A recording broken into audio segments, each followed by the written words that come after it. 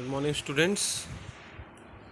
So, I hope you enjoyed your Sunday और आपने Sunday enjoyment के साथ साथ कुछ रिवीजन भी किया होगा और खूब सारा एंजॉय भी किया होगा. यस. सो स्टार्ट करते हैं आज के chapter number 3, exercise 3.3 and question 6.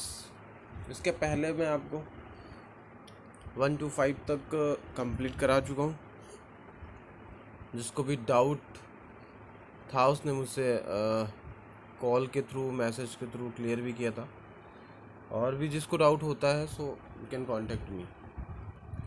So question 6 start करते हैं. लिखा हुआ 2 adjacent angles of a parallelogram have equal major.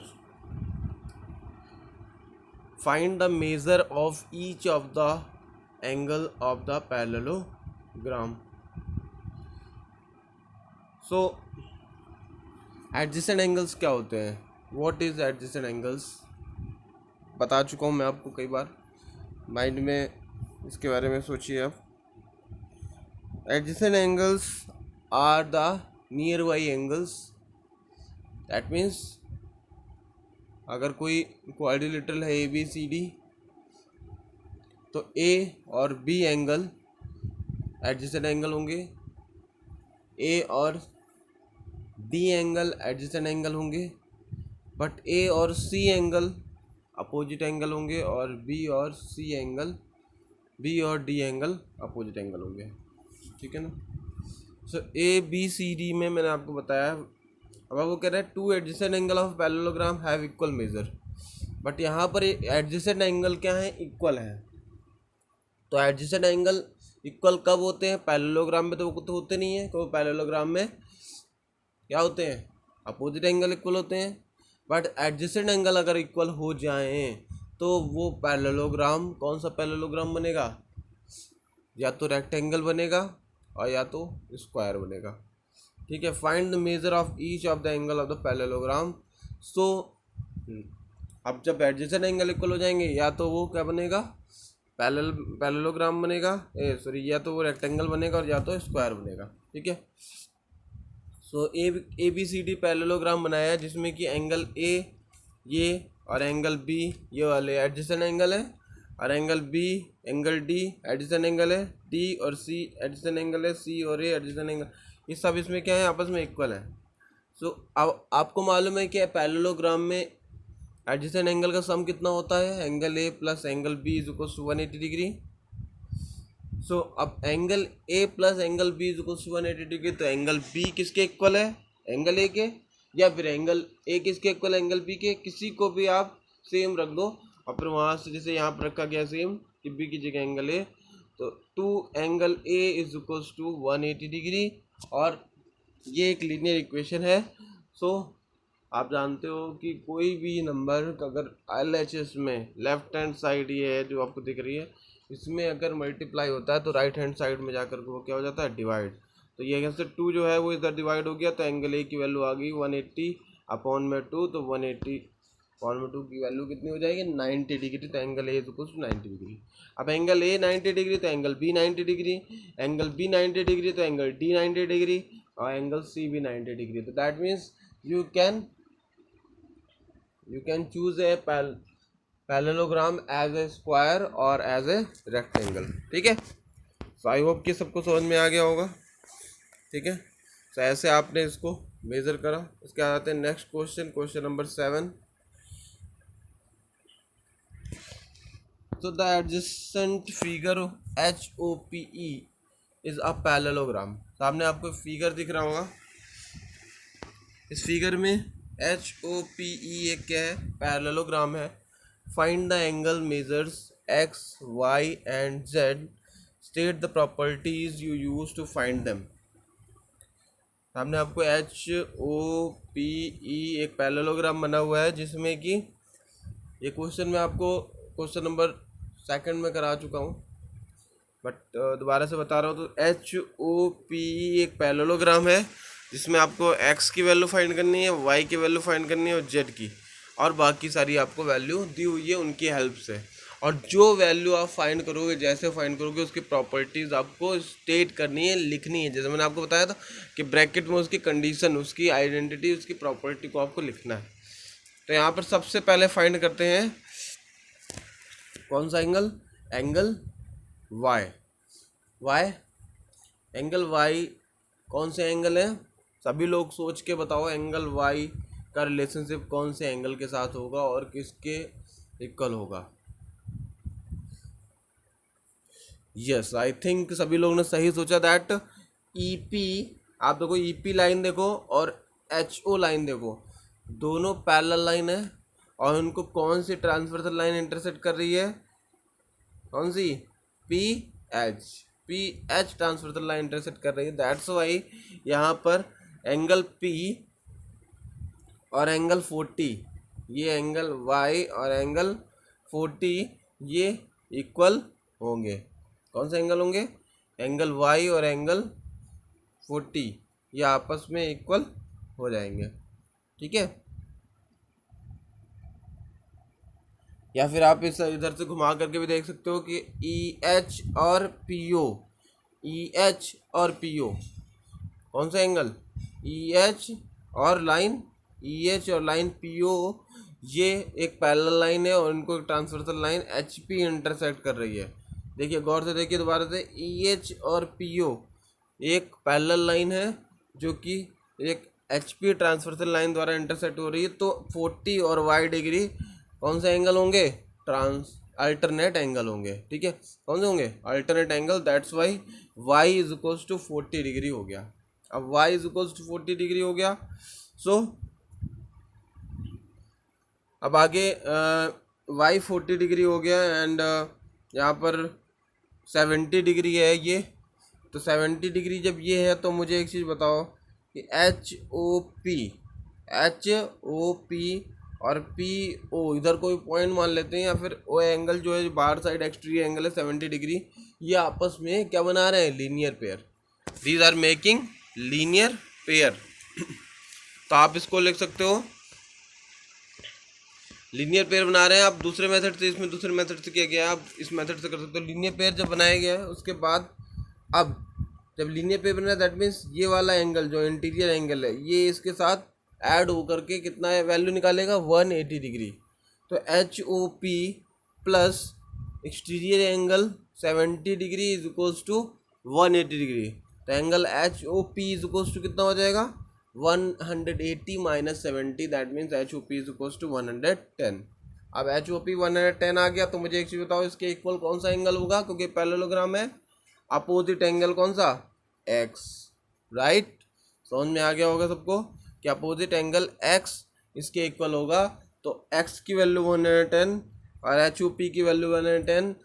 तो यहाँ पर आपको एक्स और वाई की वैल्यू मिल गई है। अब जेड की वैल्यू निकाल लेंगे। कैसे निकालेंगे जेड की वैल्यू, देखिए एच ओ पी क्या बन रहा है, एक ट्रायंगल बन रहा है। एच ओ पी एक ट्रायंगल बन रहा है ये वाला यहाँ पर मैंने रखा हुआ है, ये एक ट्रायंगल बन रहा है। तो ट्रायंगल में इंटीरियर एंगल का सम कितना होता है, 180 डिग्री होता है, 180 डिग्री। तो यहाँ पर देखो z plus Y plus 110, Z ये वाला angle interior, y plus 110 is equal to कितना हो जाएगा, 180 डिग्री। y की वैल्यू भी मालूम है 40 डिग्री और 110 ऑलरेडी है।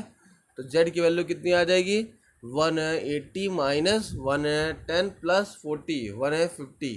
180 माइनस 150 कितना हो जाएगा, 30 डिग्री। समझ में आ गया सबको। तो यहाँ से z की वैल्यू निकल आई, angle z is equals to 30 degree. ठीक है, तो एक बार दोबारा से बता देता हूँ मैं फिगर में ही।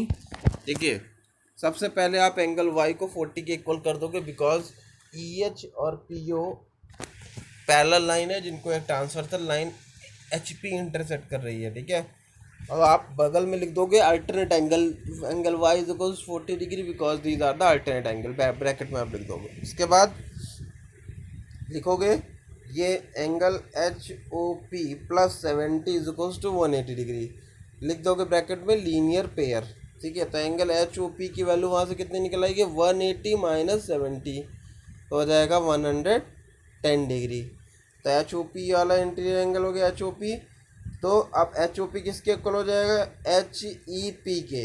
एच ई पी जो भी एंगल ले रहे हो उसकी आप वैल्यू को हमेशा उसके वर्टिसेस को बीच में लिखते हैं। तो H E P is equal to H O P, क्यों, opposite angle of parallelogram are equal. तो angle X is equal to कितना हो जाएगा, 110 degree.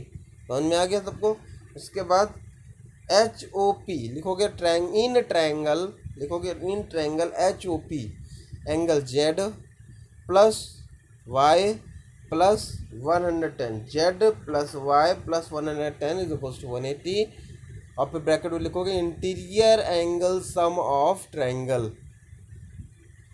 Interior angle sum of triangle.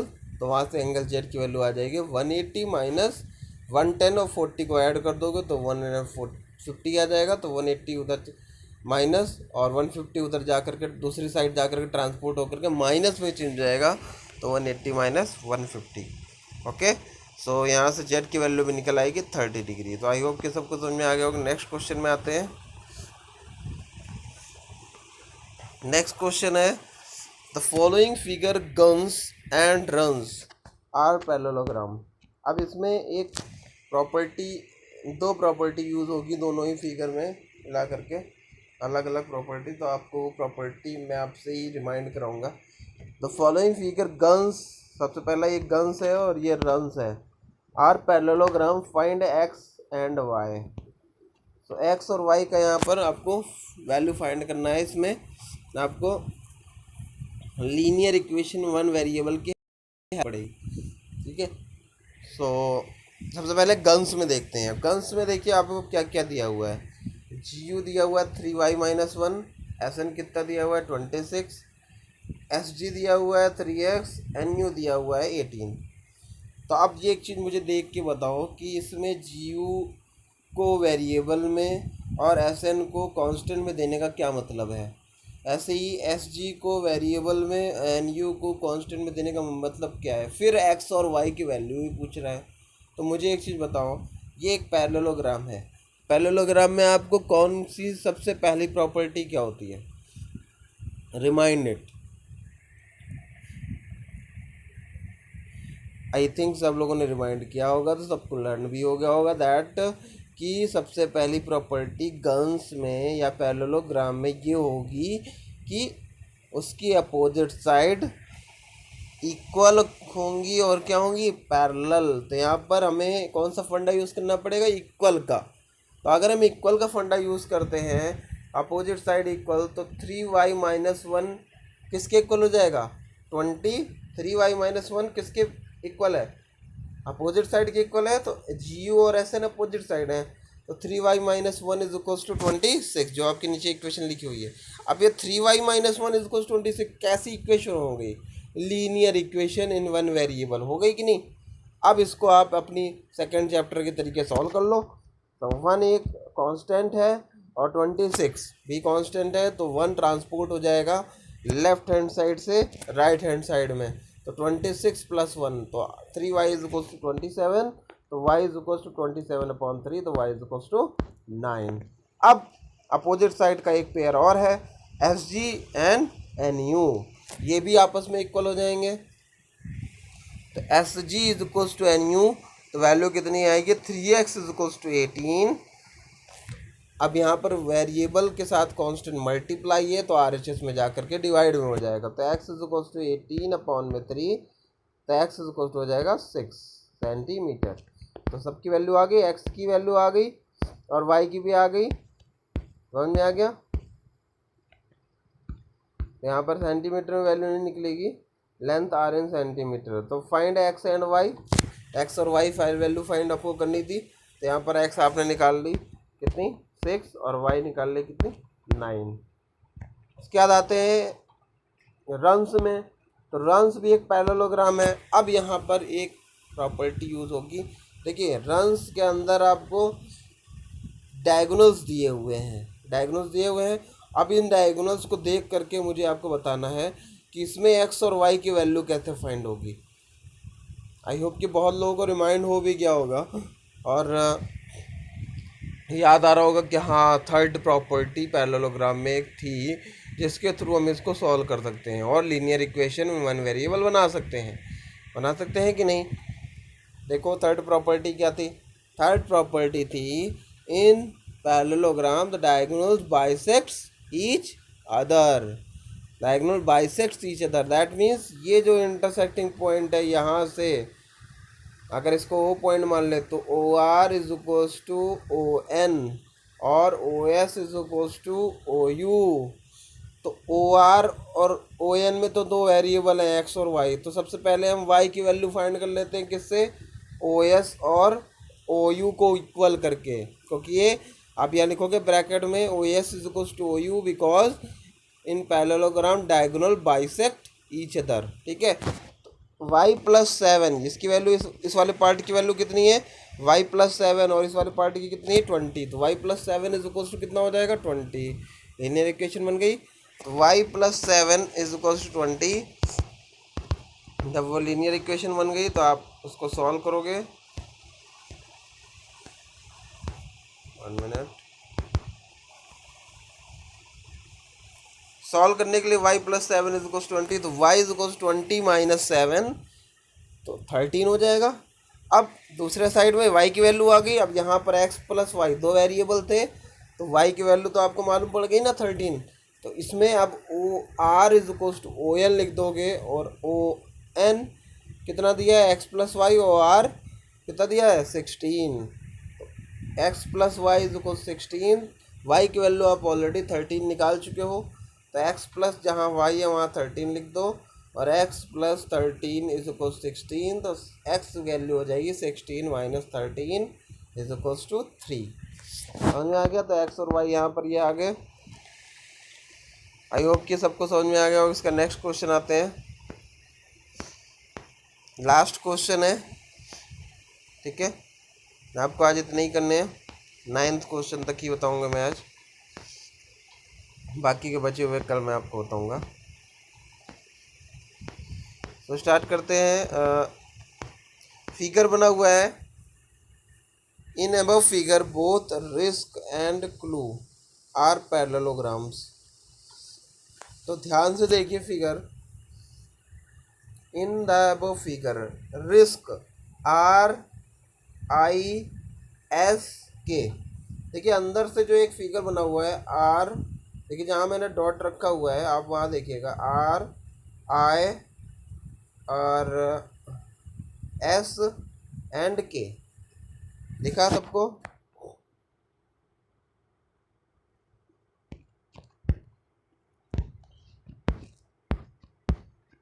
Are I S and के। तो रिस्क एक parallelogram अंदर जो बन रहा हुआ है और दूसरा पैरेललोग्राम कौन सा बन रहा है, दूसरा पैरेललोग्राम बन रहा है क्लू। तो सी एल यू और ई। एक पैरेललोग्राम लेफ्ट साइड झुका हुआ बन रहा है और एक पैरेललोग्राम राइट साइड झुका हुआ बन रहा है। आपको दिख रहा है आर आई एस के और एक parallelogram C L U E. ठीक है, तो आई थिंक सबको मालूम पड़ गया होगा कौन से पैरेललोग्राम। तो इसमें आपको x की वैल्यू फाइंड करनी है। x आपको दिख रहा होगा, कहाँ दिख रहा है, ये x दिख रहा है। तो अब इसमें x की वैल्यू फाइंड करनी है। तो अब आपको थोड़ा सा टिपिकल क्वेश्चन है और आपको इसमें आइडेंटिटीज़, प्रॉपर्टीज़ और इंटीरियर एंगल से हम जो भी आप यूज़ कर सकते हो वो यूज़ करके इसमें x की वैल्यू फाइंड करनी है आपको। तो स्टार्ट करते हैं। तो एक पैरेललोग्राम से पहले लेते हैं आर आई एस के, रिस्क लेते हैं। ठीक है, जब रिस्क पैरेललोग्राम लेंगे तो मुझे एक चीज़ बताइए आप कि रिस्क में ये वाला एंगल कितना होगा, सॉरी एस एंगल, के एंगल और एस एंगल क्या है, एडजेसेंट एंगल है, यस या नो। के एंगल और एस एंगल क्या है रिस्क में, एडजेसेंट एंगल है, यस या नो, यस ओके। तो एडजेसेंट एंगल का सम पैरेललोग्राम में कितना होता है, एडजेसेंट एंगल का सम पैरेललोग्राम में 180 डिग्री होता है कि नहीं। और ये दोनों एडजेसेंट एंगल हैं, के एंगल और एस एंगल। रिस्क वाले पैरेललोग्राम में देखिएगा, RISK, रिस्क वाले पैरेललोग्राम में you can see that angle K and angle S are adjacent angle. So we know that angle K and angle S sum is equals to 180 degree. That's why 180 angle K की जगह तो आप 180 degree put कर दोगे. So we put value of K in that equation. 120 plus angle S is equals to 180. तो वहाँ से you can find the value of angle S. Angle S will come 180 minus 120 because we will transport 120 from LHS to RHS, and 120 degree signs will change. Okay, so the value of angle S is equals to 180 minus 120. so value of angle S will come 60 degree. कितना आ जाएगा? 60 degree. अब angle S की value आ गई, तो मुझे एक चीज़ बताओ कि मैं क्या लगाने की सोच रहा हूँ ताकि एस आ जाए. बहुत सारे बच्चों को समझ में आ गया होगा कि मैं ESO एक ट्रायंगल की प्रॉपर्टी लगाने की सोच रहा हूँ, क्योंकि अगर मुझे एस मालूम पड़ गया है, अब ई भी मालूम पड़ जाए, तो एक्स की वैल्यू निकाल लूँगा ना. कैसे? Interior angle sum property of a triangle लगा दूं. तो यहाँ पर एस मुझे मालूम पड़ गया, एंगल एस कितना है? 60 डिग्री. अब angle E, if we can find out angle E, then we can find the value of X. Yes या नो? यस ना. तो अब एंगल एस जैसे आया वैसे ही एंगल ई आ जाएगा. कैसे? यहाँ पर एडजेसेंट एंगल की प्रॉपर्टी नहीं, यहाँ पर अपोजिट एंगल की प्रॉपर्टी आप लगा सकते हो, बिकॉज CLUE में एल एंगल एल ये वाला और एंगल ई ये दोनों ही क्या है? अपोजिट एंगल है. So due to parallelogram properties, opposite angle of a parallelogram is equal होते हैं कि नहीं? So that means angle L is equal to angle E. So angle E की वैल्यू हो गई 70 degree. So angle E's value is 70 degree. That's why यहाँ पर आप angle E S plus x, आप ट्रायंगल ले लो. इन ट्रायंगल ESO, ये आपका जो ट्रायंगल है आपको दिख रहा होगा सामने, जितना मैंने आपको जूम कर रखा है. देखिए ESO दिखा है ट्रायंगल सभी लोगों को. ESO एक ट्रायंगल है. अब मुझे ई की वैल्यू मालूम है कितनी? 70 डिग्री. अपोजिट एंगल थे क्लू वाले पैरेललोग्राम में, और एंगल एस अभी हमने निकाला एडजेसेंट एंगल के थ्रू 60 डिग्री. तो एंगल ESO समझ में आ गया. सो अब x plus 60 plus 70, x plus 60 plus 70 कितना हो जाएगा? 180 डिग्री. तो यहाँ से एंगल x की वैल्यू आ जाएगी कितनी? 180 माइनस 60 और प्लस 70 कितना हो जाएगा? 130. और 130 ट्रांसपोर्ट हो जाएगा राइट हैंड साइड में, देन 180 माइनस 130 एंगल एक्स की वैल्यू आ जाएगी 50 डिग्री. यस या नो? एंगल एक्स की वैल्यू कितनी आ जाएगी? 50 डिग्री. ठीक है. सो यहाँ से आपका ये पूरा क्वेश्चन सॉल्व हुआ. सो आपको जो है क्वेश्चन 6 to 9 तक फेयर नोटबुक में सॉल्व करना है, और नीट एंड क्लीन राइटिंग में पेंसिल से ही फिगर बनाने हैं. कोई भी प्रॉब्लम होती है आप कमेंट बॉक्स में मुझे लिख सकते हो, और कॉल कर सकते हो, मैसेज कर सकते हो. ठीक है. और एक चीज़ और कि ज्योमेट्री बॉक्स सभी लोग अपना प्रिपेयर रखें, बिकॉज नेक्स्ट चैप्टर है practical geometry. So I will explain all the questions. Okay, so you have if you have geometry box there is no problem, but if you don't have, arrange from somewhere. So thank you for listening me. Have a nice day.